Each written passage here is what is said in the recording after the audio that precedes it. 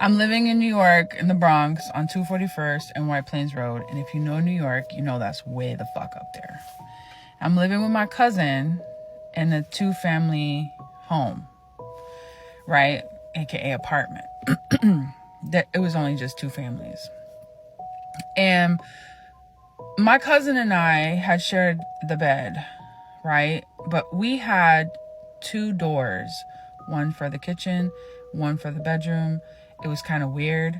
And so our bed was up against the door. And we're knocked out. When all of a sudden we hear knocking. Now, sometimes her best friend would come down from upstairs. She had her best friend, brother, mom, and son, and a sister. So sometimes they will come knocking on that door because they know that that's the room. And we hear knocking. And I'm looking over at BB, my cousin. And I'm like, B, I think they need you or something. And she's like, oh, it's so early. Because it was early as fuck. I'm talking about like 5-ish. My cousin goes to the fucking kitchen door. And she comes running back. And she says, there's nobody there. And I'm like, well, they were still knocking when you were walking. So what the fuck are you talking about? Mind you, there's stairs. So it's like a little hallway. Stairs to go outside. And then there's stairs to go upstairs, right? Where are you going? There's nowhere to go. You would have probably heard somebody running. I'm like, there's no way. As she's telling me this, boom, boom, boom, boom. And I look at her, I'm like, yo, what the fuck are you talking about? So I jumped up and I'm just staring at the fucking door, like, And she's like, there's nobody there. There's no one there. And I'm like, get the fuck out of here. So then all of a sudden, we're just staring at the door because I'm like, okay, we'll catch them. Like, we're just staring at the door. Somebody starts to do the knob in the bedroom. So we run to the front, which is not that long. It's not a long space. Like, this is a New York apartment, guys. Okay? There's no way. She goes, books it, looks through the peephole, no one there. So we just stand there in front of the kitchen door. Like, I don't even understand what's happening right now. Like, what the fuck is going on? She's like, I don't know, Ginger. This is really scaring me. Mind you, I had already seen other shit in this apartment, which I will get to another day. And she's like, I don't know. And as we're like doing this whole banter back and forth, kind of whispering to each other, the doorknob starts to jiggle and doom, doom, doom, doom, doom. And I'm like, oh my God. And as it's knocking, I decide to go look through the peephole. There's nobody there. There's nobody there. Bro, at this time, I know better than to open the door, right? Because you shouldn't be opening the door when there's nothing there because you're inviting it in, right? Just FYI.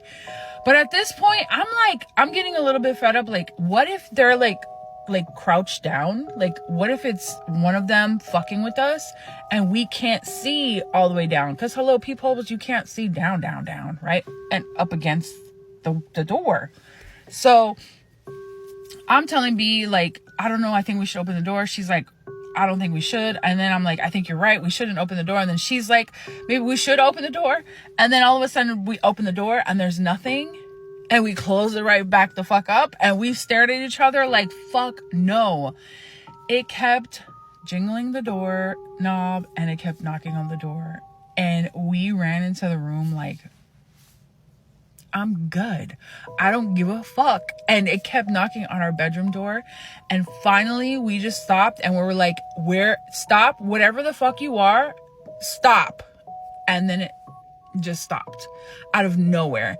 Of course, we asked our neighbor if they were doing a practical joke, but ain't nobody doing no practical joke at 5 something in the fucking morning. So just so you know, that apartment was haunted because more shit happened in that bitch. This story that I'm about to tell you kind of reminds me of Hansel and Gretel, except for it's a true story and it's just like a effed up version. It's terrifying. When Tiffany was 13 years old, she lived in this apartment complex, and she had another friend in this apartment complex, and they were often together. They hung out a lot. Now, Tiffany had this neighbor, and there was something off about this neighbor. It was an older woman, but she didn't look right. In fact, she looked pretty terrifying. She explained that her skin looked like it was like rotting, but she was always nice to Tiffany, so Tiffany didn't really think anything of it. There was something else that was strange about this neighbor. Tiffany and her friend were the only people who had ever seen this neighbor. No one else had seen this neighbor before. And she even asked somebody who lived down the street from her that they were friends with. She asked her whole family, have you ever seen this neighbor before? And they were all like, no, we've never seen her before. She asked other people in the apartment complex. No one had ever seen this neighbor. It was almost like this neighbor only came out when Tiffany and her friend were around. So one day, Tiffany and her friend are walking into their house when they bump into the neighbor. And the neighbor walks over to them and says, hey, would you like to come over to my house for some dessert? Tiffany and her friend are trying to be polite, and they don't find any reason not to go for dessert, so they tell her yes, they accept her invitation. This would be a mistake. The minute they walk into this house, everything is filthy. The walls are moldy. It is dusty. It smells in there. And the lights were also very dim. So the lady, ushers them inside and has them come sit at a table. And she starts to feel like the air is getting thicker, almost like it's hard for her to breathe. So the lady goes into the kitchen. She makes them dessert. She brings the dessert back out. She sets it down on the table and she says, here you go, eat. Well, at this point, Tiffany and her friend aren't very comfortable with eating at that point. I mean, it's really dirty in there. They're uncomfortable. They can't breathe. It smells. And so they don't start eating. But then they hear the old lady mumble something. And they are like, what? They're trying to figure out what she said. And they realize that she said again, here you go, eat. Except for this time, it sounds different. It doesn't sound like the voice it did before. So Tiffany and her friend are looking at each other like, what just came out of that woman's mouth? And they hear it again.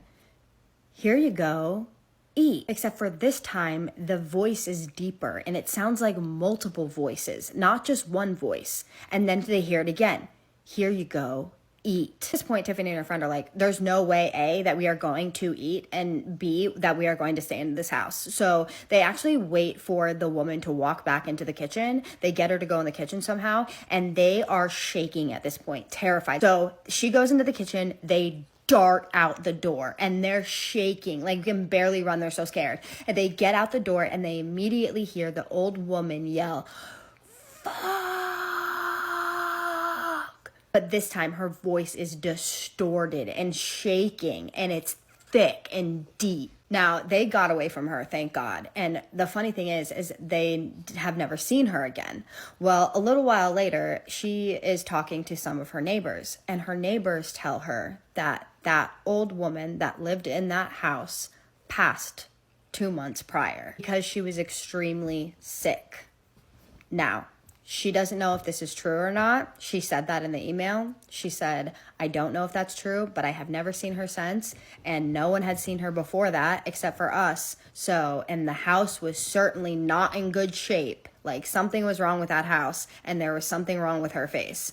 And they just didn't put two and two together if that's what was the case. But that is... First of all, that scared me so bad. Doesn't it remind you of Hansel and Gretel a little bit? Like, why did she want them to eat, right? That's super weird. That's why it reminded me of that. But also, like, her face and, like, the voice is changing and stuff would have really freaked me out. Do you guys think that that lady was alive or no? Or do you think that this lady was something else entirely? Because who knows? That, no one else ever saw her. I would love to know what your thoughts and opinions are about this story. Oh my gosh. Okay, it's just getting worse and worse. I never heard this. So, what's up, mama? I ain't never want to tell them. What's up, mama? What's up, son? Oh my gosh.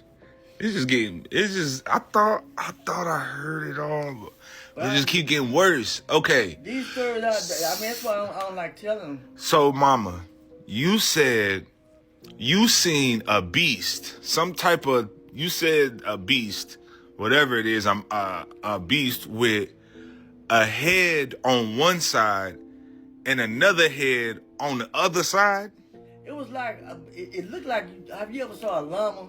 Like a llama, like the animal, a llama. Animal llama, but Okay. it had like the whole body with four feet, four legs. It had a head here and a head at the end. And he was like, because I'll never forget, it was me and my brother and my sister and my cousin and his sister. Was this in the daytime or the nighttime? It was like getting dusk dark because we went to visit our friend. You know, my mom told us we could go over there and play with her, but make sure that we come home before dusk dark. And we stayed in the country. And so we decided to go over there and play. Then we decided to start coming home because it was getting dark. And so, we walking home. It's in the countryside. But it was a highway.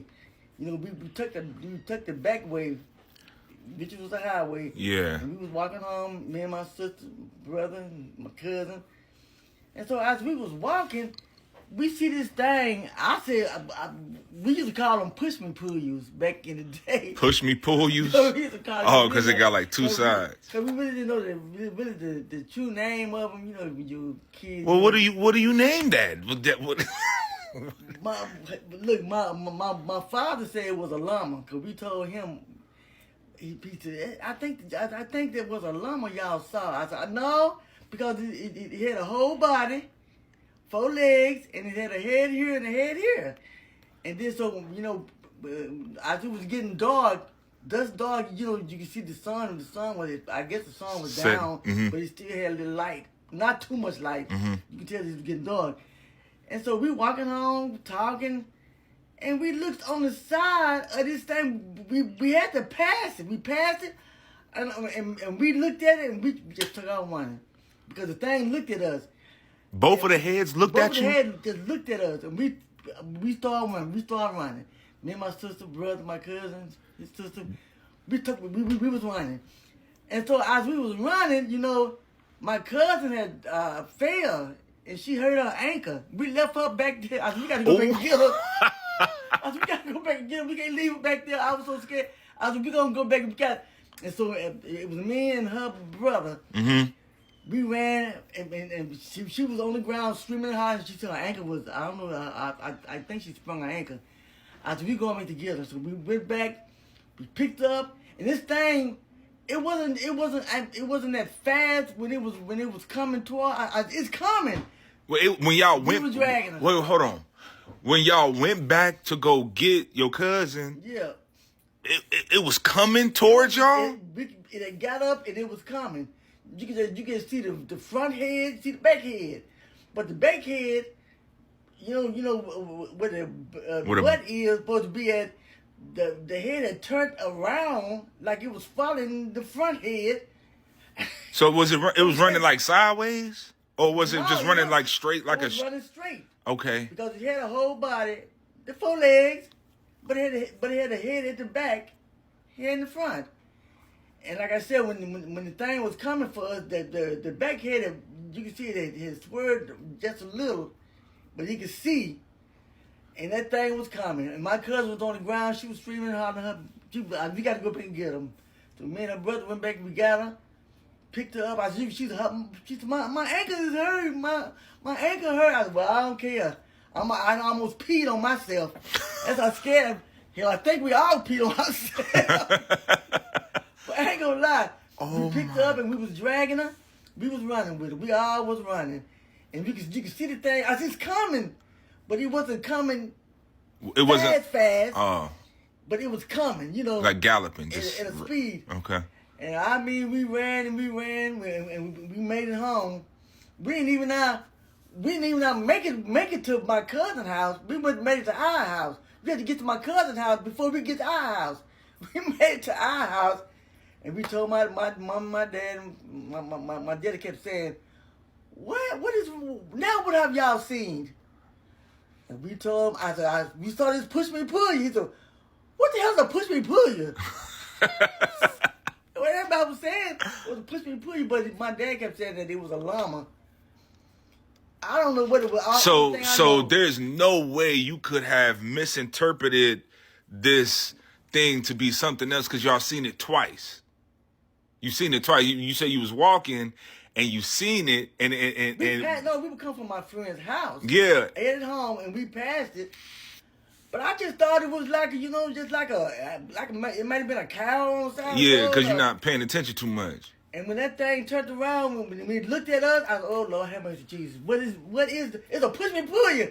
I kept saying, I don't know what. And y'all kept running. We kept running. And then when your cousin fell, y'all went back to go get her. We had to go back and get her. Went back to go get her. Leave her there. And then you seen it coming. You seen it coming. Yeah. And you saw the same two heads. Yeah, the thing was, the front head. It had a back head. Like I guess it was like, because my daddy kept saying, you probably saw two animals mating, having sex. They stuck together. I said, there was a whole animal. It was a whole animal, and it had a back head. Because when the thing was coming for us, the back head was still with it. But you could tell it had turned. The head had turned. Yeah, it turned around and looked a little bit like the body turned a little. It just like, and it was following the front head. What? My daddy kept saying it was a llama, and then he kept saying, maybe it was two animals having sex, and they stuck together. I said, no. Let me ask. This thing had 4 legs. We could see it. What color was it? Body. What color was it? Brown. It was brown? Like a dark or light brown? Like a darkish, dirty brown. Oh my gosh. But you can see them 4 legs in the whole body. And the 2 heads. The front head, the back head. I don't think I know. We were scared. It didn't have no horns or nothing? No, it didn't have no horns. It had no horns. Just had like the ears. Yeah. It had no horns. But we could see that thing. And I always said it was a push me pull you, whatever push me pull you is. But that's what I thought they used to say back in the day. A push me pull you. Y'all was just making stuff up because y'all was young. How old was y'all at this time? We was young. I might have been me and my cousin. I think we were about the same age at the time. We might have been 12 at the same time. Oh, okay. We were 12. My brother 11. My sister 10. Yeah. And my cousin might have been the same age my brother was, 11. So you seen that? You seen some type of animal with 2 heads, and it had like hooves. Would you think it could have possibly been like a deer with 2 heads, or? That wasn't no deer. I know what a deer looked like, and I know what a buck deer looked like. The bucks got them antennas, mm-hmm. and them black little deers, they don't have antennas yet, I don't know what it was. I thought it was a. Well, my daddy said a llama, but I said push me pull you, whatever that is. I'm gonna have to look it up. Push me pull you. I'm pretty sure that's not a real thing, but pretty sure that ain't real name. But that's what we called it back in the day. That's crazy. And that's how scared I was. I was too scared.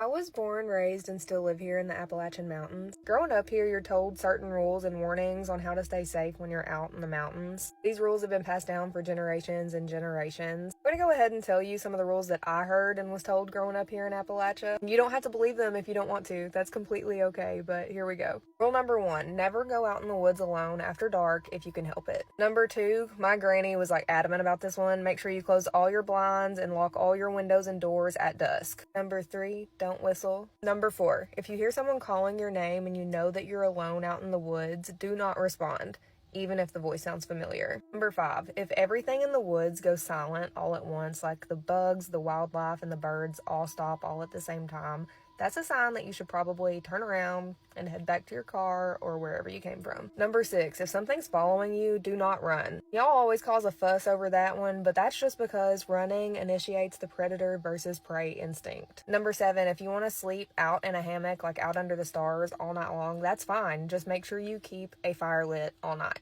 It's not even all of like the basic rules. I could make a lot more of these videos. I've seen the videos in the comments making fun of the warnings, and I gotta say that they are hilarious. But I also feel the need to say that while some of the rules are just folklore and old wives' tales that our grannies told us like as kids to scare us and keep us out of the woods, these are actually real things that a lot of people around here, myself included, were told and heard growing up by their grannies, papas, mammals, paws, or whatever. Not all of it was just old wives' tales or just told for no reason or just to scare you. Growing up here and living here, you do experience some unexplainable things. I think every single person I know has experienced something unexplainable that lives here.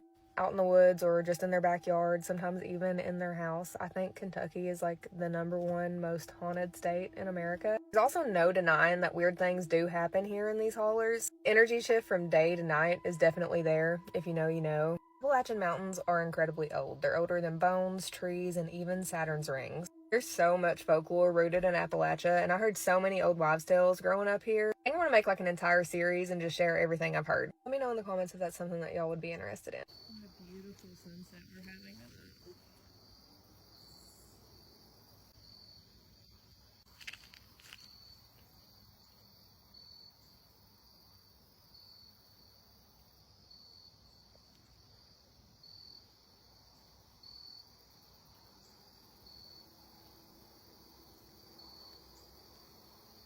I need to tell you this ghost story.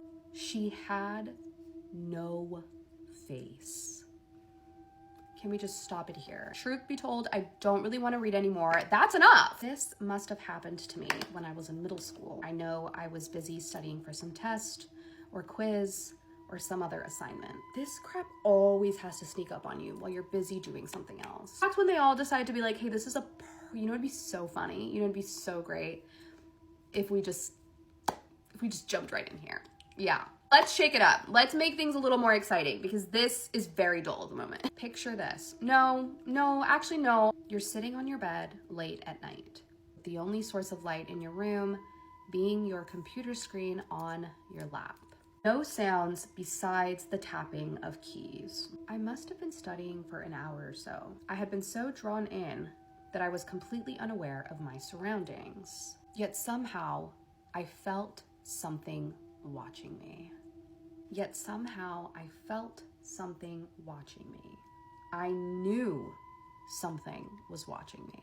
Certainty in your body, like that certainty in your bones that knows something's here, it's watching me, but I'm also kind of too afraid to figure out what it is. For some stupid reason, I had left my bedroom door open. As I looked up to entertain the idea of some entity watching me, I saw nothing. Okay. We're good. Nothing in my room or in the doorway until my eyes adjusted to the darkness. Standing in the center of the doorframe was a person staring at me. Okay. I was obviously startled, but I recognized the figure enough to realize it was my mother. Okay. Back into the clear. But she was never up this late. She was always asleep much earlier in the night than I was. Oh, please. I simply asked, Mom, is everything okay? As I was speaking, I began to realize something as my eyes continued to adjust to the darkness. My mother's face was entirely blank. Not blank in the sense that she had no emotion. I mean, she had no facial features. What do you mean? What do you mean? I was in a state of shock. I couldn't move. After I finished speaking, all the figure did was simply tilt its head, standing still for what felt like a minute, and then turn away and walk down the hall. I was too scared to leave my room for obvious reasons, but I did later check on my mom that night. She was sound asleep in her room. The obvious answer to this whole thing is that she was sleepwalking and that I must have just been seeing things, but I asked her in the morning whether or not she used to sleepwalk or still currently does. According to her, she's never done it, and I've never caught her doing it ever since. Let's read some more scary Reddit stories. These ones come from Australia. Worked on farms out west of Machilba in Queensland with an indigenous mob fencing remote areas. They would suddenly all stop and crouch down and become very quiet. We followed suit. This happened on and off for weeks, and they never said anything about it or acted like it was a big deal. Eventually, one of the older fellas told me it was tall man country, and they could feel when he came close. If you crouched or sat and kept quiet, he wouldn't bother you. After a while, I started to pick up on things. The bush and insects would go deathly quiet, not a peep, and sure enough, they'd all be crouched down and quiet. My mom has a story from around the late 70s when she was driving to a friend's property up in Queensland. She's driving along a fairly standard country road with bushland lining either side, and maybe the occasional car every hour or so, when she sees a guy waving from up ahead standing by a ute that's pulled over to the side by the tree line. She slows down as she gets a bit closer because she figures he needs help, but then says that she felt this really heavy sense of something wrong in her gut and speeds up again before she fully stopped. And as she does, she said she noticed another man crouched and peering from behind one of the trees. I'm a biologist, and one of the perks of the job is being able to see some remote and spectacular places that people don't see very often. Part of my work involves collecting insects from remote waterholes out in the middle of Australia, a few 100 kilometers north of Uluru. One of the ladies I work with, Alice, lives out there full time. She spends a lot of time out bush and with the local Aboriginal people, so she has a trove of stories and weird experiences. But I'll just tell you about the one I had. So, as I said, I visit a lot of waterholes out there. These waterholes hold great spiritual and cultural significance to the indigenous people. Most, if not all of them, are sacred in some way, and they all have traditional stories attached to them. So one day, 4 of us headed out to this particular site, a full day of heavy 4-wheel driving through the Fink Gorge. We get there not long before sundown, and as we pull up, there is a black dingo standing in the spot we are going to camp. He stares at us for a bit, then disappears off into the bush. This in itself isn't weird. Plenty of dingoes out there, and they come in a range of colors. Not that common to see a black one, but they are around, so that's fine. We set up camp, have a nice night of looking for pythons and drinking wine. After that, we went to sleep in swags. It was really windy that night, so that drowned out the potential for quiet, spooky noises, and I went to sleep pretty quickly. That night, I had a really vivid dream about the black dingo coming into camp, sniffing around my swag, and scratching at the netting trying to get in. It bothered me, and I woke up, but went back to sleep pretty soon after. Still, not so weird. We woke up in the morning, did our sampling, packed up camp, and started off on the long drive back to town. After we have been driving for a bit, Alice starts talking about how seeing the black dingo at the campsite when we got there really freaked her out. She didn't say anything earlier because she didn't want us to be spooked. Turns out that in traditional folklore, that waterhole is protected by a black dingo spirit. The last time Alice camped there with other people, one of them had a dream that a black dingo came up to their swag and started attacking her. This lady woke up with long, deep scratches all over her face, and no reasonable explanation for them. I had no idea of this story before I had the dream, and didn't mention it to anyone that morning. There is definitely a special feeling to the Aussie outback, very hard to describe. The landscape feels desolate, but full of spirits and history. About 3 years ago, my wife and I were on a road trip. We stopped in the bush to have lunch. There was a walk, about 15 minutes, to a waterfall. We were at least a 1-hour drive from anywhere. Our plan was to sit and eat lunch, then go in and check out the waterfall. We were the only ones at that spot. Actually, we hadn't seen anyone all day. We were quite remote. While we were eating, a car came. 3 people got out and went and looked at the waterfall. 2 people came back, jumped in the car, and left. Because I wasn't taking any notice of them, it didn't click in my head that only 2 people came back until a good few hours later, and we were well on our way by then. My old man used to take tours up the Canning Stalk route in the 70s and 80s. He'd drive his 4-wheel drive and people would take theirs. One night they were camped at a well and cooking dinner. In the distance he could see some lights heading their way along the track. So for safety reasons, as the lights got closer, he got up and switched on his headlights to alert the driver to slow down and not run through their camp. As the lights got closer, they didn't slow down, so they were waving torches at it frantically, until the lights lifted into the air at the last minute and went silently over the top of them all and continued along its merry way. I saw someone respond to this story and they said it was the Min Min lights. So I have some questions. What are the Min lights? Who is the tall man? What is a ute? And the lady who was camping, what does she mean by swag? Is that like her stuff? I was requested to do more Australian stories, so if y'all have any more ideas or requests, just let me know in the comments. We listen, we don't get scared, and we don't judge. Let me tell you guys a story time of this boy that got taken by water spirits when he went to the lake to go get water with his mother. So this boy was like 9 at this time, I think we were around the same age. Me and my grandma were going to get water from the stream, whatever, as well, and we found the boy and his mom over there, baba. Okay, cool with it. My grandma's drawing water and she's putting it in the drums, whatever, and buckets, and me and this boy are playing together, right? So at some point this boy decides to go like a little bit further from where my grandmother and his mom were, and I was just like, boy, like, no, let's just play here, baba. He's like, okay, we continue playing. We'll play with the ball, like, he was the one that threw the ball so far in the water that we couldn't even see it, but you can't see it like close by, but if you get inside the water you can see that it's lurky kind of far. He's like, go get it, because we were playing like fetch. I don't know what to call what we were doing, but it was like fetch. So I throw the ball, you go get it. He throws the ball as far as you can, and then I go get it. And I was like, I'm not going in there, like, no, So I was like, no. And then we got into it, and then I was like, you know what, I'm leaving you here. And I started walking towards my grandmother and his mother, and he went inside that water to go get that ball.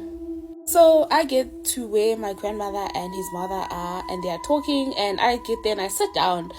The mom is like, where is so-and-so, because you were playing with him. I'm like, so-and-so went into the water. He said he's going to get his ball. And I told him I'm not doing that with him. So I left. She's like, where? I'm like, there.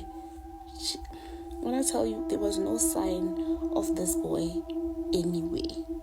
No sign of him drowning. No sign of him picking up the ball coming back. No sign of him inside the water. The mom starts panicking. I am starting to get scared. My grandma is starting to panic as well. They run towards where I said the boy was. And so there's grass, and then there's like a little sand, and then there's the lake. So we can see where our footsteps were. So I get there. I'm like, that's where he said he's going. The mom goes inside the water. My grandmother also goes inside the water. They are literally looking inside the water. Nada. The water is like... I was so scared, and I'm just like, I'm thinking in my head, damn, they're about to blame me for this, because I don't know where this boy went. Like, he couldn't have gone there, because if he went back there, they would have seen him. So I ran to go look for him, and I'm screaming his name. I can't see him. My grandma, is also like screaming his name. The mom is screaming his name, like hitting the water, and nothing. No sign of the ball, no sign of the boy. So she starts like screaming and stuff, and she's crying, and she keeps on asking me, where were you guys playing? I tell her, here. And I'm also crying, and my grandmother is comforting the mom. And then after that, we're still looking, we can't find. We decide to leave the bottles of water there, as well as the drums, as well as the alas we leave there. We ran to the village. Obviously,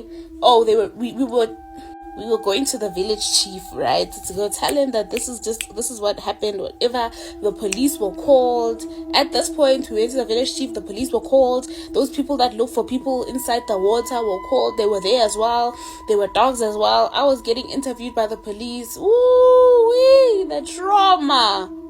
As the police are asking me questions, because obviously one of them was asking me a question, and was a lady. Like, she sat me down and she tried to make me comfortable. She asked me, where could he have gone? I don't know. I literally left this person going inside the water. I saw him going inside the water, and I was like, nah, I'm not doing that. And I walked back to my grandmother, because I was about to sit down, because I didn't want to play anymore, because we obviously fought, because he was cheating, right? They are searching for this boy. They searched until they couldn't search anymore. They eventually, they have to stop the search. People are tired, and they have to stop the search. At this point, they have to go back home, and they will have to come back tomorrow. Now, obviously, there were also dogs. So the dogs were running across the field, and then the other people were inside the water. There was no one else there but the two of us, as well as my grandmother and his mother. So the search is closed. People go back to their homes. My grandmother is walking with the boy's mother. The boy's mother, she was not blaming me, but I was blaming myself, So we're walking back, and as we're walking back, because she stays near us, my grandmother and the mother are talking, and she's really devastated. You can tell that she's just hoping that they find him, or at least find his body. This man, traditional healer type vibes, comes out of nowhere and tells us, you guys need to take a goat to that water, or take a cow. Do something. So the search is closed. Me, the boy's mom, my grandmother are walking back home. She's so devastated, she can't even say anything. And my grandma's like, don't worry, we're gonna find him, whatever. And she was just quiet.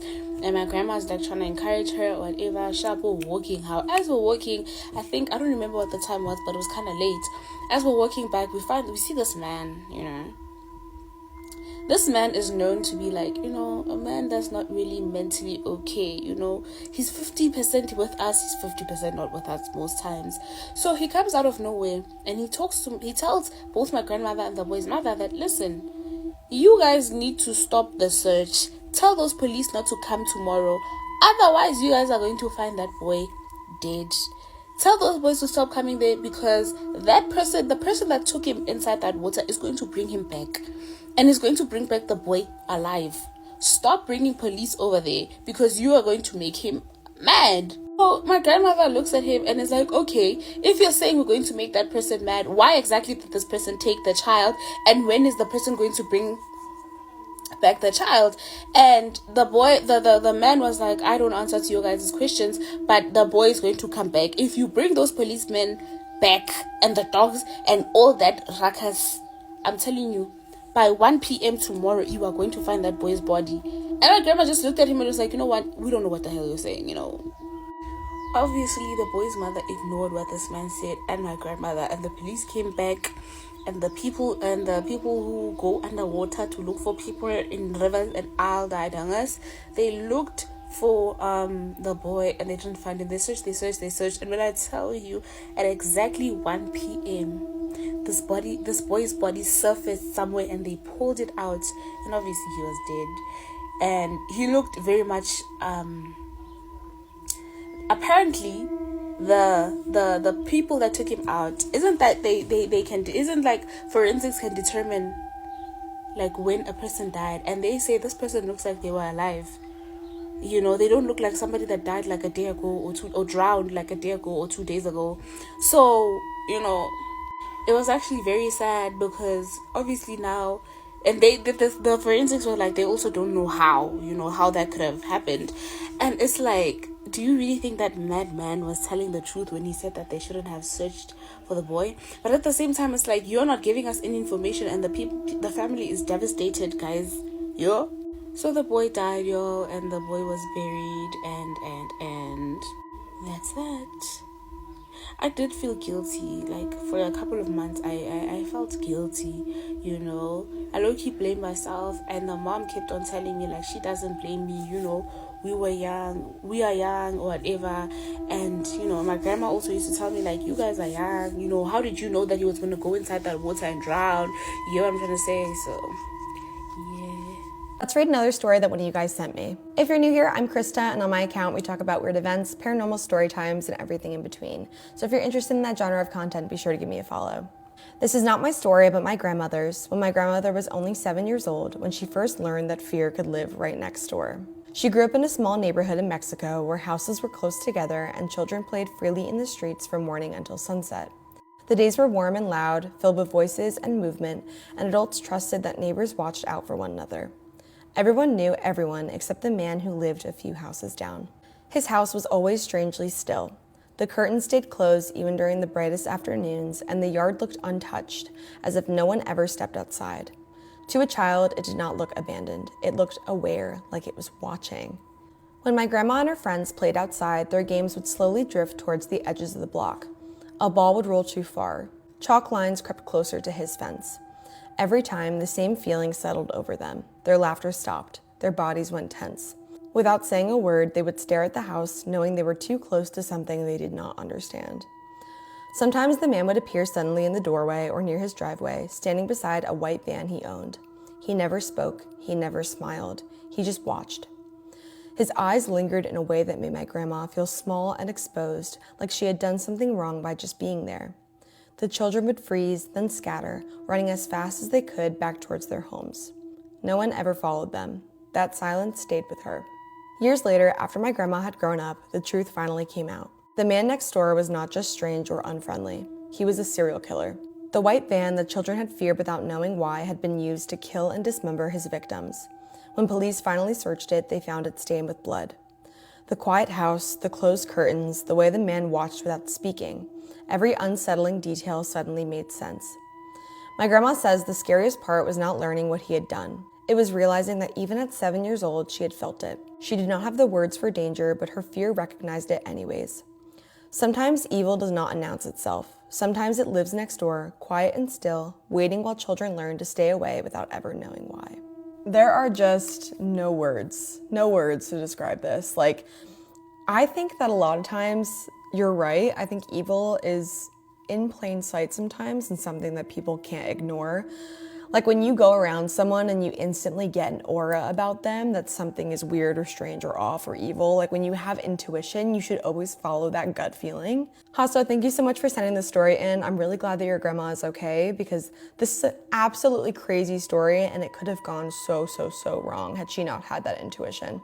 Hello and welcome back to a series of spooky stories, The Haunted Tea Spilled. This series is brought to you by All Things Spooky and then called Laymout's Paranormal Activity. I got this thing, it's cute and it comes in a set. Very unisex, you know what I mean? I hate it just as much as y'all do. Now onto the story. My name is Michelle and this story comes from northern Arizona. My husband and I moved out to this area on the Navajo reservation 5 years ago. We moved into a home that was previously my mother's and one night we were sleeping, but I could feel that my husband was actually awake. He was looking towards the door to the bedroom. He squeezed my hand and told me to be quiet and that she was standing at the door. Who, bitch? Who is standing at the fucking door? We have a small lighting in the bedroom that's not bright, but enough to see a figure standing at the door, and I didn't see anything. He then squeezed my hand again and said that she's leaving. Who the fuck is leaving? He said she's walking through the living room headed for the front door. He said again, she's leaving through the front door, and I know that there was no one going through the front door because we have a security door, and our door is pretty loud when you open and shut it. Just as he said she was leaving through the front door, all the dogs started barking as though they were barking at someone that was at the front door. Who the fuck is there? They were barking and growling, and the door was moving. Their barks were moving as though they were following someone walk away from the property. Our nearest neighbor is about a quarter mile away, and it was pitch black outside, so I doubt that anybody would be wandering around that time of night in the darkness. Nobody, but something. When I asked my husband how he knew someone was in the room, he said I woke up feeling like someone was staring at me, and I saw a woman standing in the door watching us sleep. He said she was wearing clothing of an indigenous woman, but not of these parts. He said that it looked like she was an indigenous woman from South America, as her clothing was manta, M-A-N-T-A. I'm sorry if I said that incorrectly. It's like a woven fabric of the South Americas. He then shared with me that he has the ability to see spirits or people from a different dimension or ghosts. Now, you couldn't have mentioned this before, husband? I don't know. I feel like maybe that's something that you discuss at some point in your relationship. He's not sure what to call them, but he can't control when he does see them and when he does not see them. He tries his hardest not to make eye contact because he did one time when he was much younger, and that spirit or entity stayed around him a lot longer than the other times than when he just saw a glimpse of them and they were gone, almost as though they knew that he can sense them and they wanted him to do something for them or somehow communicate with them. And this is the creepy story of my gifted husband seeing a ghost leave our house. I feel like he should have told you that he could see ghosts a long time before this, but who am I? I don't care if you're a ghost. Don't watch me fucking sleep. Thank you. Rate on a scale of 1 to 10, 1 being really scary, creepy, spooky, 10 being the most. If you have a story of your own that you want to submit, you can do so on the link tree in my profile. See y'all the next episode. Stay spooky, friends. You want to hear some scary shit? Fact or fiction? So, let's take this story to Alabama, a well-known med-surg unit. So, a nurse named Tasha received a report from the ER that she was getting a patient, and she's an overnight nurse. The ER had her all day long, and the patient was cool, but she had stopped eating. She had been found in her home, thrown to the floor after going to a concert, and they had to get a peg tube in her, so she was going to have surgery and everything else. She kind of laid there listless, but she was coherent, if that makes sense. All went well. They transferred the patient over, and the night stay begun. At about 12 midnight, Tasha states that the patient started making these weird sounds that she could hear from the nurse's station. Really breathy. So she walks down the hall, and she gets right to the threshold of the door, and she can kind of see the patient squirming in bed and making these sounds out of her throat, like making statements like, "Where's your mother?" Things like that.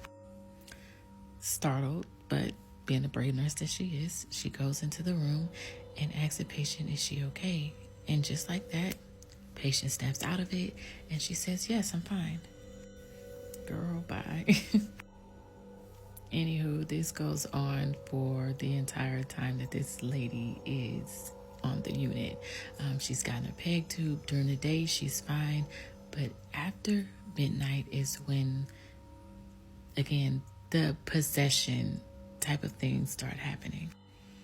Now, they said that the lady had mad cow disease, but there were no other cases of mad cow disease in the area. And the lady did not present as a mad cow disease case, nor did her x-rays confirm that, well, her CAT scan. What was even stranger, during the nighttime, the chaplain kind of roams to the hospital, and he went into that particular room.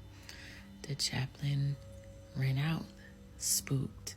He had a red handprint in his arm, and he states what is wrong with that patient.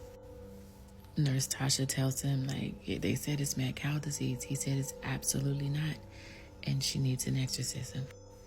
Next day, the daughter comes to visit, and they let her know that, the chaplain came to see her mother and would like to pray for her mother further.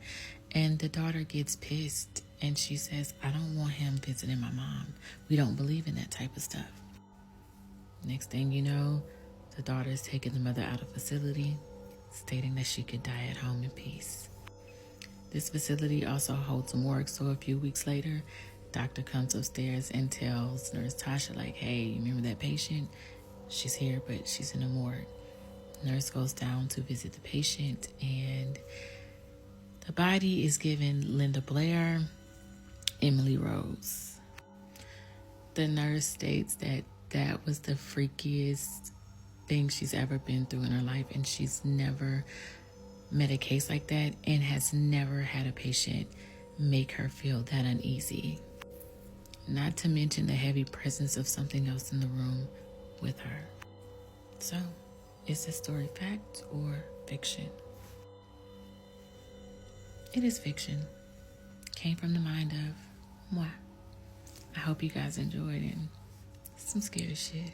These are a list of things that you should never do, Paranormal Edition, part infinity. Starting off really strong with number 1, before you cleanse your space, make sure that you know what you're dealing with. A lot of times you can actually end up making things 10 times worse because you end up pissing it off instead of removing it. So do your research before you start saging or using Palo Santo or whatever method you want to use to cleanse your space. Number 2, before you bring a used object into your home, make sure you cleanse it first. Even if it seems harmless, you have no idea what sort of energy may be attached to it. I highly recommend leaving it out front for a little bit, making sure that you spiritually cleanse it before you bring it into your home. Number 3, never sleep with your bedroom door fully open. If you want to have it open a little bit, leave it open like a little crack, but don't have the door fully open. People who do have reported hearing footsteps and voices out in the hallway. I don't know about you, but if I'm hearing footsteps and voices outside my bedroom window, I feel a little bit safer having my bedroom door closed. And I forgot what number I'm in. I think I'm number 4. Never take a photo of the same spot twice, especially if you're taking a photo of what you think may be some sort of apparition. Not exactly sure why, but according to urban legend, if you feel like something is around you, only take a picture of that area once, because if you do it twice, you may anger the spirit. And number 5, if you feel like you're being watched, especially at night, do not acknowledge it. Ignore it. Ignoring things is the best method to go against this stuff. They want acknowledgement, they feed off of it. it gives them power. So if you feel like you're being watched, you're not. You're going to put on your headphones and you're going to watch one of my videos and you can pretend that there's nothing around you. Bennington Triangle. I don't personally have ghost experiences aside from a can of dip flying off the shelf in a supermarket as I walk by. Wow. And hearing a child's giggle while on the phone with my boyfriend, even though neither of us were near children. However, I do live near something called the Bennington Triangle. If you haven't heard about this, the Bennington Triangle triangulates around Glastonbury Mountain, a town in southern Vermont that was unincorporated in 1937 due to an extreme decline in population. Interesting. According to the 2020 census, only 9 people live there now, and it's a very spooky area. Anyway, Wow. the Bennington Triangle is well known for strange events like UFOs, Bigfoot sightings, odd lights and sounds, and most importantly, a series of 5 disappearances between 1945 and 1950. I won't include info on all of the disappearances, but I wanted to tell you about the one that intrigues me most. James Telford was a 68-year-old World War I veteran. On December 1st, which is today... Oh, 1949. that's weird. On December 1st, 1949, James boarded a southbound bus in St Albans. At about 6:15 that night, he was seen conversing with an acquaintance at Burlington Bus Depot before boarding another bus bound for Bennington, where he lived. This was the last confirmed sighting of James Telford. The version of the story I know best is as followed. Telford fell asleep on the bus, and by the time it arrived in Bennington, he was gone. But his suitcase, unfolded map, and unchecked bus ticket was still sitting on his seat. This has always stuck with me because how on earth does someone disappear from a bus? There were allegedly 14 other passengers, and some stated they witnessed Telford fall asleep. But by the time they reached their destination, he was nowhere to be found. Weird. Telford wasn't reported missing until December 7th. Oh, it's like a true crime case. When he failed to return to the Vermont Soldiers' Home where he lived. During the midst of writing this, I discovered more details, and I can't decide if this takes away from the mystery or makes it more convoluted. Apparently, the bus driver later stated that someone matching Telford's description got off the bus in Brandon, but the description he gave differed slightly from the description his family gave. The police chief in Brandon said that about 11 o'clock on the 1st of December, a taxi driver told him he saw a man matching Telford's description walking through the town, acting queerly. The taxi driver and the police chief tried to track this man down but couldn't find him. This poses further questions. If he did get off the bus, why didn't he take his belongings? Why disembark in Brandon? And where did he go afterwards? Author Tony Jinks said, "The popular conception is that he vanished into thin air while on the bus, but like many missing person stories, there's a gap between when he was last seen and when he was reported missing a week or so later. Regarding Telford's disappearance, there is enough evidence to suggest he did not dematerialize, even though no trace of him was ever found." I personally appreciate the thought that he did dematerialize, but maybe that's just me. Anyway, there's a small glimpse of the Bennington Triangle. If you'd like to know more about this and Glastonbury, I'd be over the moon to write in again. Yes, please. I've included some photos of newspaper clippings from December 1949 related to the case. So weird. And also an image of the route mapped out so it's easier to visualize. Lots of love, Casey. Thanks, Casey. P.S. If and when you come to tour the US, please come to New England. It's so rich in history and hauntings, and I'd love to see your show. Yeah, we're coming. Listen to your children when they say something is scaring them. This lady says that she was a single mother and that she worked around 12 to 13 hours a day. Anytime she would get home, she was really tired, so the only thing she wanted to do was feed her kids and then go to sleep. She explains that her son was 6 years old and that both her son and daughter would sleep in the same bed with her. One night, she says that they were about to go to sleep, and that's when her son looks at her and says, "Mom, please don't turn off the light, because when you do that, this lady comes and she just starts whispering in my ear." In the the beginning, of course, she didn't believe him. She just thought it was his imagination, but he continued to ask her not to turn the light on for the entire week. So another night came and they were about to go to sleep, and again her son asked her not to turn off the lights, but unfortunately this time she got really mad at him. She told him that nothing was there, and she got so mad at him to the point where she made him cry. She turns the lights off and they all went to bed, and she explains how she always sleeps on her belly. That same night she was awoken because she felt like if somebody had gotten on top of her back. She thought it was her son, so she tried to move around, and when she did that, something grabbed her by her hair. She says that they forced her head as back as they could, and she could hear somebody breathing in her ear. And then after the breathing, it was almost as if this thing was like making fun of her, like talking in her ear. She was so scared that she felt paralyzed. When she did try to move again, she said that something spoke in her ear with like a different language, but it was a woman's voice. She finally got to the point where she was able to scream, and her mother, who slept in a different bedroom, came running into her bedroom. Her mom turned the lights on, and she couldn't even talk. She couldn't even tell her what had just happened because she was so scared. When she turns to look at her son, he's literally looking at her with fear in his eyes, and he says, "I told you, you heard the lady talking, right? I told you there was a lady in here, but you didn't want to listen to me." After that, they didn't turn the lights off to go to sleep anymore. After a while, they did get adjusted to sleeping with the lights off again, but yeah, after that night, like, they would never forget that experience. She said it was scary and that she will forever believe her kids if they ever bring anything like this to her. What would you guys do if this happened to you? The creepiest encounter that I've ever had at a cemetery, I went to my buddy's house one night, and he wasn't home, but his sisters were there, and their friends. Now, one of their friends had just gotten their license, and they all were like, "Let's do something cool. Let's go to the cemetery." So they asked me, "Hey, will you come with us to the cemetery and kind of show us around since you know it really well?" And I'm like, "Yeah, sure, I'll go with you guys. I'm, waiting on my buddy anyways." So we go out to the cemetery. We pull to this back gate. We all get out and we start walking in the back of the cemetery. And you get up to this point where there's like a hill, and along the hill are all these tombstones. And then when you get to the top, there is this place called the Witch's Circle. And it's basically like an arrangement of graves that are in the pattern of a circle. And there's like this circle sort of monument around all the graves. And a lot of people think that there are witches buried there. There's all kinds of legends. But anyways, we get to the top of the hill and we get to this place called the Witch's Circle.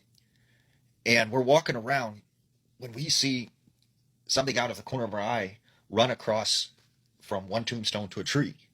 And then from the tree to another tombstone. And that's when I tell everyone, I'm like, "Look, you guys should get back to the car and go lock the door." So everyone with me, they take off running, they get back in the car, they lock the door. And I'm thinking at this time, like, this is just some weirdo out in the cemetery, like, trying to mess with us. So I start walking towards whatever this is, and this thing just starts darting, and from tree to tombstone to another tree. And that's when I realized, like, this is not a person. And I take off running, and I get back in the car. I start locking the door, and I tell the girl driving, I'm like, "Get out of here now." And she starts driving, and as she's going out the back gate of the cemetery, her driver's side door flies open, and I see her just go out of the car, and something is pulling her, ripping her, I should say, out of the car, and she's hanging down to the ground almost, I grab onto her. I'm trying to pull her back into the car, and whatever this is, it's got a hold of her. Finally, I get her into the car. I get her door closed, and I say, "Just keep driving, just keep driving." She continues on. Everybody in the car is like crying and panicking, and we finally get back home, and we're all freaked out. I don't think any of us slept that night. But the next day, I go back over to my friend's house, and the girl that had been driving that got pulled out of the car, she goes, "Look at this." And she lifts up her sleeve, and she has this handprint, bruise-shaped handprint on her arm, like something had grabbed her really, really hard. And I mean, we tested the door and everything, trying to see if we could recreate what happened, and we could not. And I don't, to this day, I will not go to that part of the cemetery at night because it freaks me out. It still, like, bothers me just to think about it, because, like, it was something that was very real. And we didn't see anything, right, except for this shadow thing moving, like I said, across the trees and the tombstones. And I never seen anything actually pulling her out of the vehicle, but you could tell 100% that something was trying to pull her out of the vehicle. You can't make this stuff up. Might have known the story of real life boogeyman. When the TikTok conjure women spin the block. And I'm trying to sleep because I have something to do early in the morning, but there is something deep on my soul and heart that I must say. I don't know if y'all remember the whole roofing incident that happened, but there were 3 young ladies under there offering assistance. Paranormal Hoochie, Sasha's house, and Juju Got a Broom. Now, I told them, it's okay, it's okay. They didn't think it was okay. One of them didn't think it was okay. All 3 of them, neither one of them thought it was okay. Somebody spun for me, and I cannot thank them enough. Let me tell you something.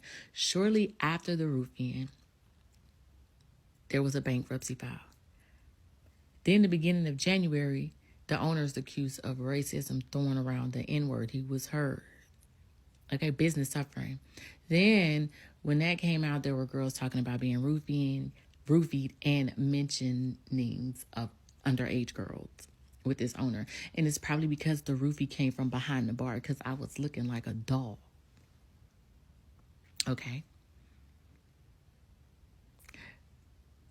If y'all got a problem and y'all don't know how to solve it, and y'all need some assistance, Paranormal Hoochie, Sasha House, and Juju Got a Broom. Okay. Again, I don't know who it was, but I'd like to thank y'all.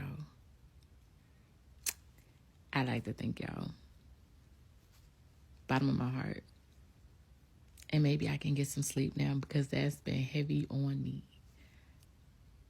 since everything popped. I'm telling you, y'all some wild girls. There is this tiny, lush, heavily forested, beautiful island 93 miles off the coast of Brazil that no matter how beautiful it looks, no one will go to this island. In fact, you're not allowed to go to it because the Brazilian Navy has forbid it. So the legend of this island really began in the early 1900s when a local fisherman was off the coast of the island and saw right on the edge of the forest were these beautiful banana trees with all these bananas that were ripe and ready to be picked. And he thought, I can easily pull my boat over to those rocks over there, hop out, grab some bananas, and bring them home, no problem. That'll take me, 10 minutes to do. And so he pulls over by himself to get these bananas. He anchors his boat. He walks up the beach. He climbs up the tree, and he starts hacking down some bananas. And while he's up there, he suddenly feels a sharp pain on his rib cage. And he falls out of the tree, and he looks down, and he's bleeding out of his rib cage because he can see it on his shirt. There's blood on his shirt. Was there a branch that jabbed me in the side? Like, what was that? And he's alone. He's 93 miles from the mainland. And so in a panic, he ditches the bananas. He runs to his boat, gets it unanchored,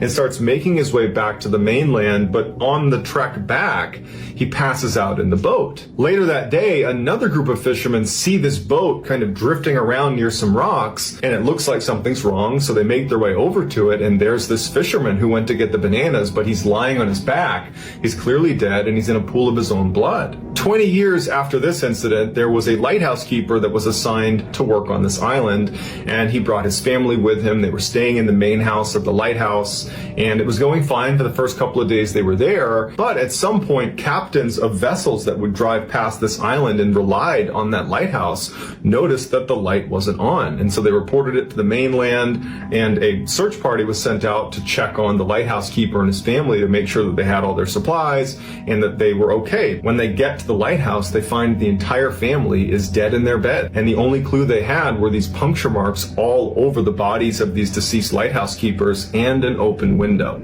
So what killed these people that went to this island? Technically, they died from a poison that literally melts your organs within 60 minutes of coming in contact with it. But that poison comes from a very famous venomous snake called the golden lancehead viper that only exists on this island. They exist nowhere else in the world. And so this island has been dubbed Snake Island. And since nobody goes to this island, the lancehead viper population has exploded. They are thriving on this island. In fact, researchers say that there's at least 3,000 of these venomous snakes that live on this island, and for every 1 square meter of the island, there is a snake. Which means if you're on this island, you are always within 1 meter of something that can kill you.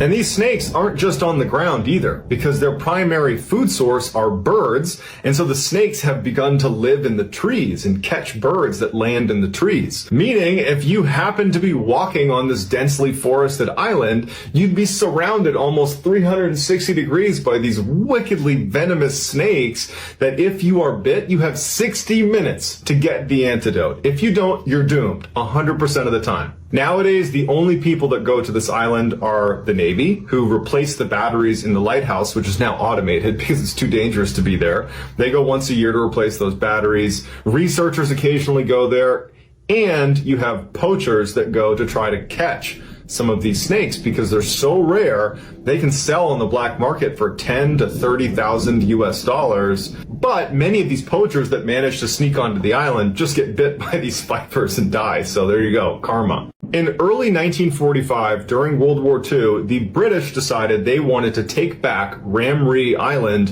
from the Japanese. Ramree Island is a fairly large, totally flat island off the coast of Burma that was a great staging location to fly air campaigns onto the mainland. So it was a great air base. And the British had actually owned this island, but the Japanese had taken it back from them in 1942. And so here they are in 1945 looking to take it back. So on January 21st, 1945, British and Indian infantry stormed the beaches of Ramree to try to take it back. As soon as they land, they have all this naval artillery support just bombing the crap out of this airbase, and it was just a matter of time before they overwhelmed the remaining Japanese. But the Japanese do not want to surrender, and instead they give up the airbase that they were on, so the British take that back, and the remaining 1,000 Japanese soldiers started retreating to the opposite end of the island, to where there was a much larger battalion of Japanese soldiers that they could meet up with. But the only issue with this particular retreat was they would have to go through 10 miles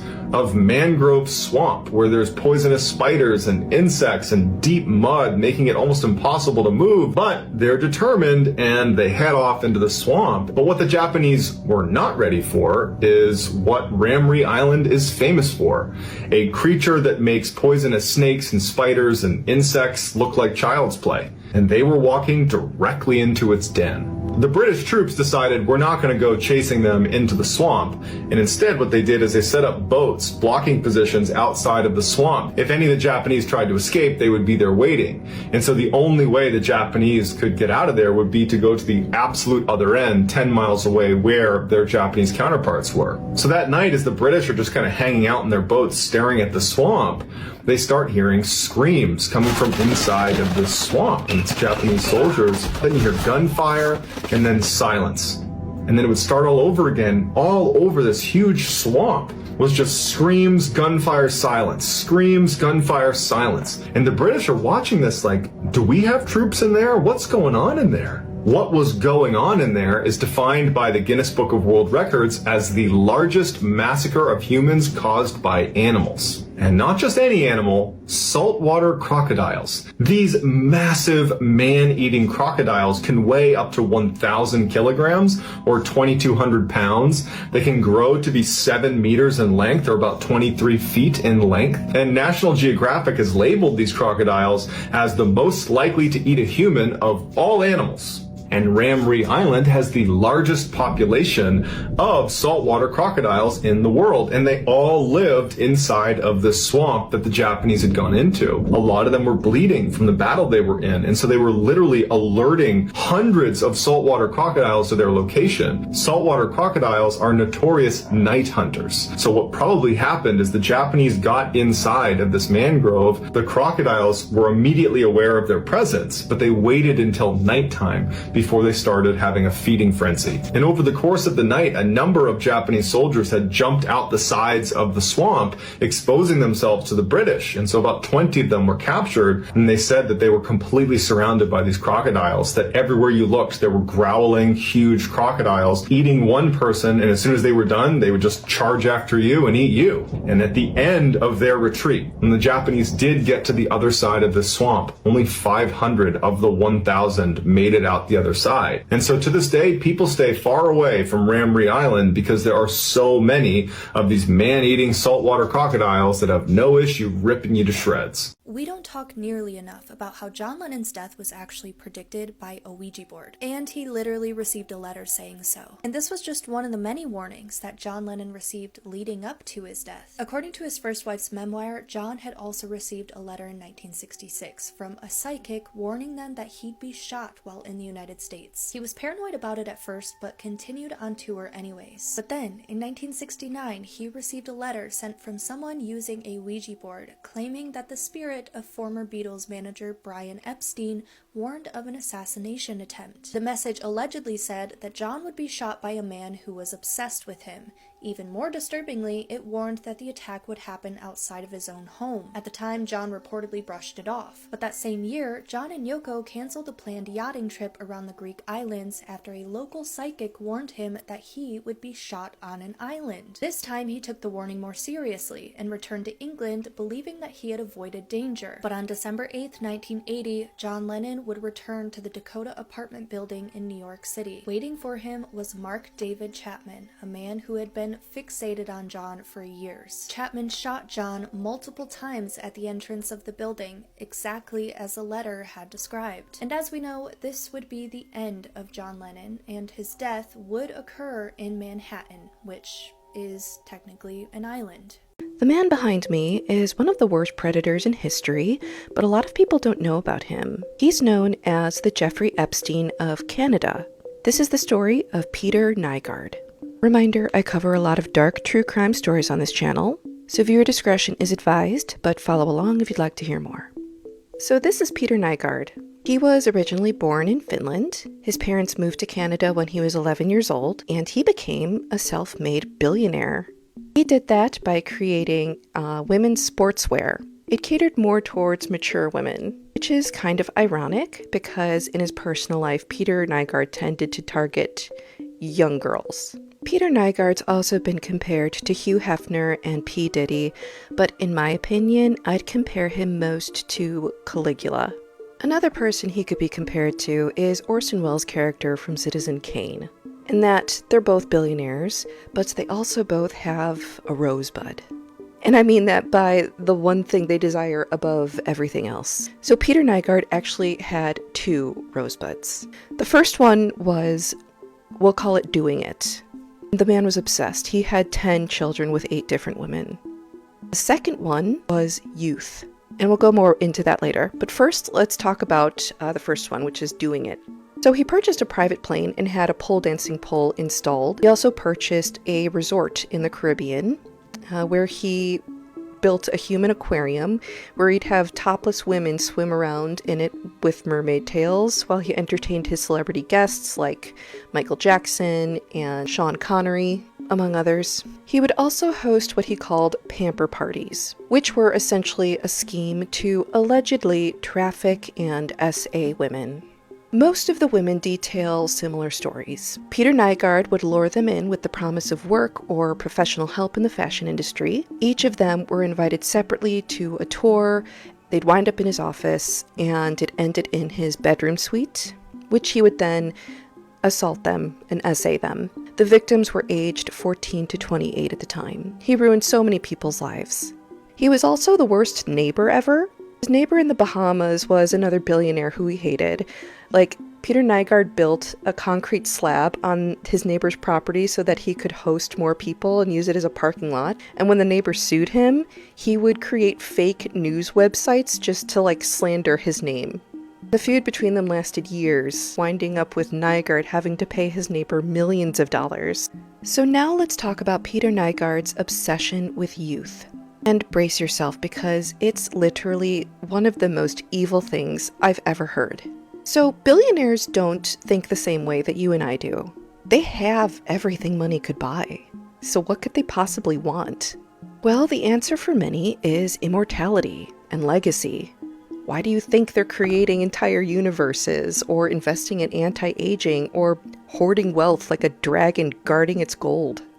Peter Nygard was no exception, and so he took up the mantle of investing in stem cell research, which is controversial. So Peter Nygard is obsessed with doing it, and he has modeled his life so that there are dozens of women surrounding him at a time.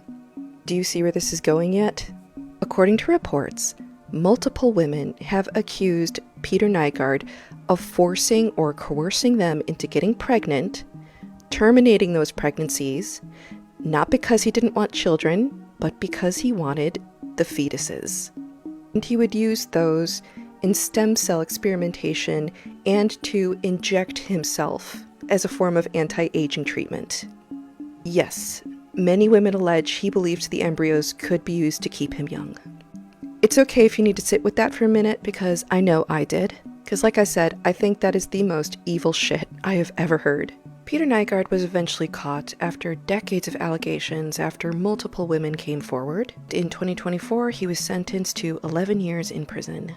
It makes me genuinely happy to put a bow on stories like this, because there's something deeply satisfying about watching people who abuse their power being held accountable. After his disappearance, his father actually went on to host America's Most Wanted. Both of his parents helped found the National Center for Missing and Exploited Children, which has now helped hundreds of thousands of other children. This kidnapping case is arguably one of the most famous from the United States, and part of the reason for that is because it is a stranger kidnapping, and as much as we hear stories about them, they are actually incredibly rare. It is more likely that it'll be a familial kidnapping than anything else, and so a stranger abduction is very rare, and it always takes everyone by surprise. And with every story that I tell, obviously there is some sort of level of brutality and graphicness, and it is an extra hard story to hear. And so just be warned, proceed with caution if you are going to watch this video, because it is a harder one to hear since such a young child is involved. So today I'm going to be telling you guys about the kidnapping and disappearance of Adam Walsh. He was only 6 years old when he and his mom, her name was Ramree Drew, went to Sears in the mall on July 27th of 1981. So they are going shopping in the mall in Hollywood, Florida, and it's reported that Adam absolutely loved being with his parents. He loved his mom, he loved his dad, and they were just a really close-knit family. Adam was their only child at the time. And so Ramree is doing some shopping in Sears. She is looking for a lamp, and obviously that's not going to be very fun for a 6-year-old little boy.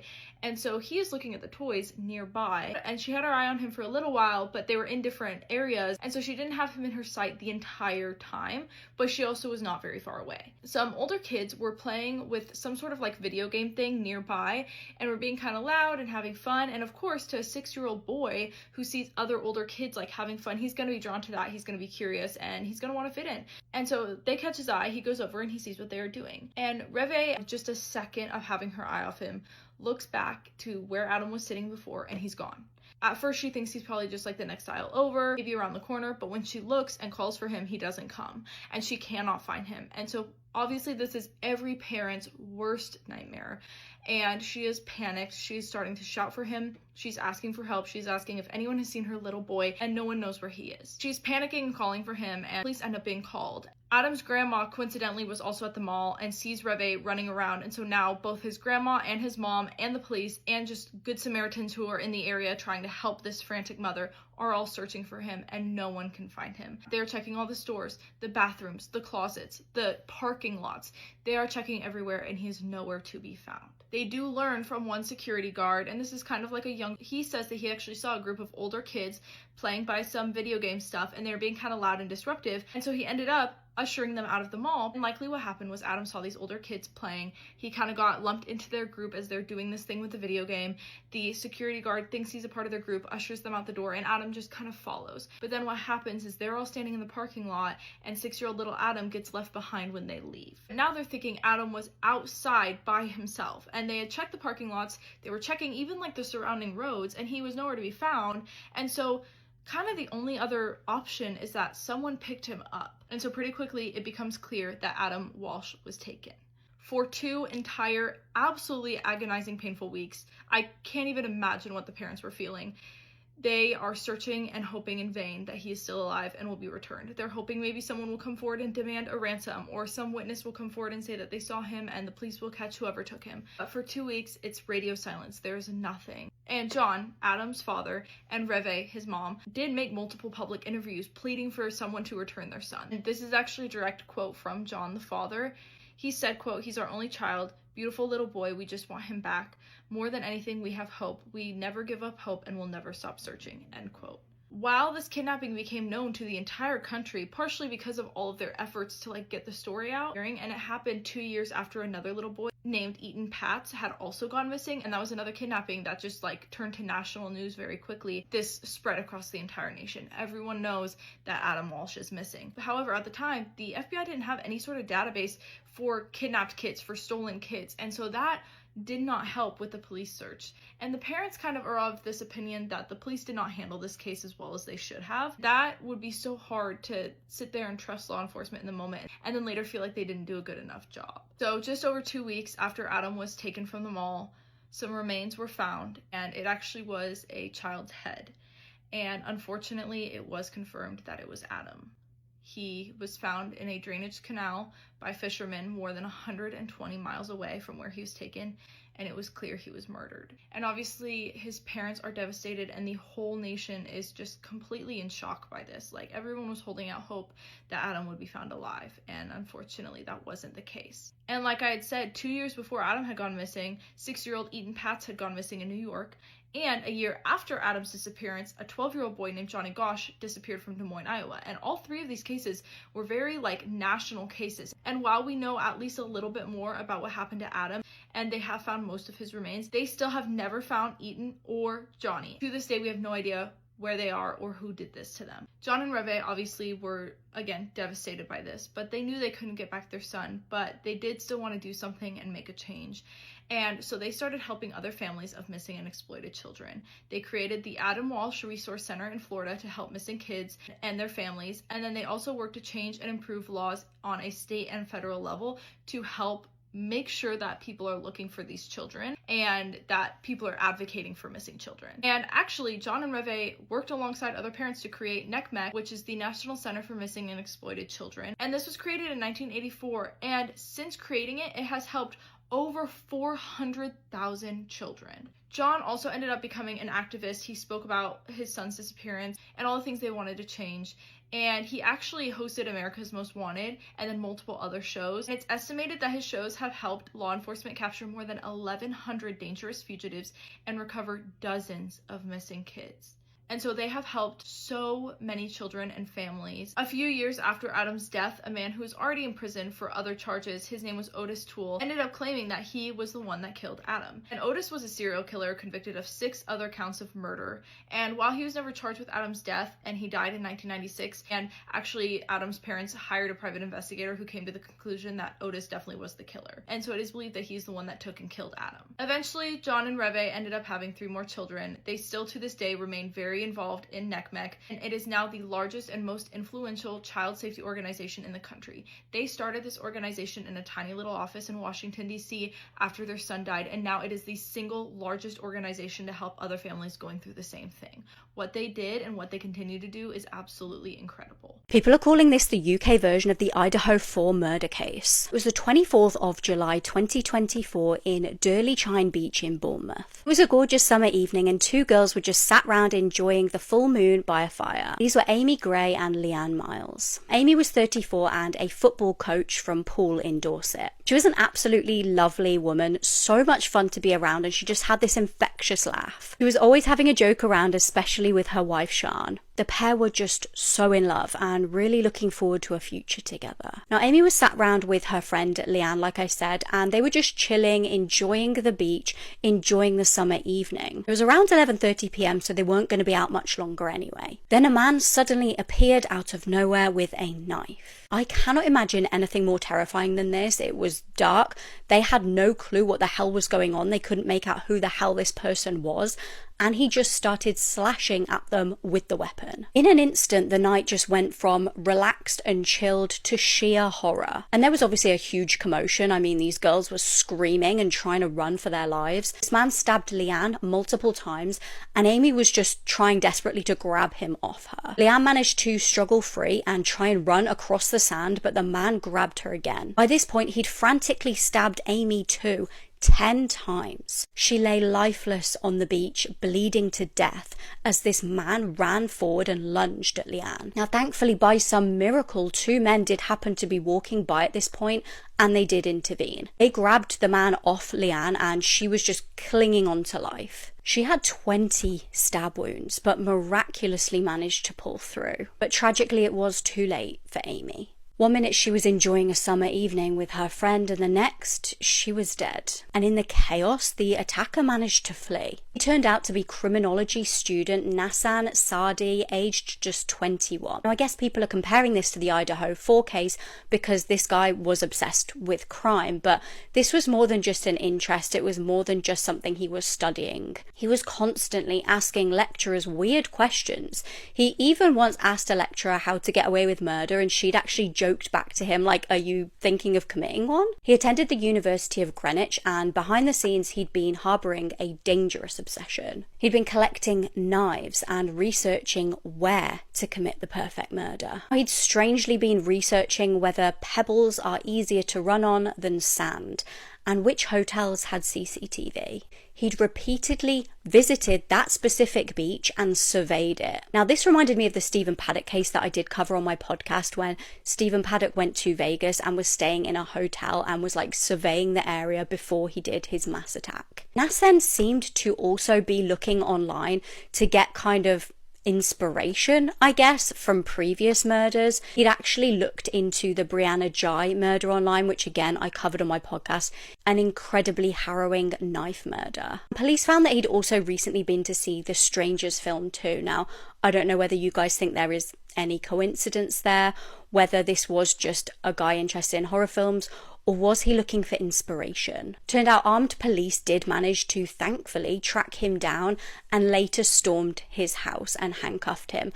And even in the body cam footage, it just absolutely enraged me because he's just so nonchalant. His motive for the killings was found to be just literally because he kept getting rejected by girls. And over time, he just developed this rage towards women. Now, he would later claim in court that this was a case of mistaken identity and they had the wrong guy, but obviously it wasn't. A jury did find him guilty after a 9-day trial, and he got life with a minimum of 39 years.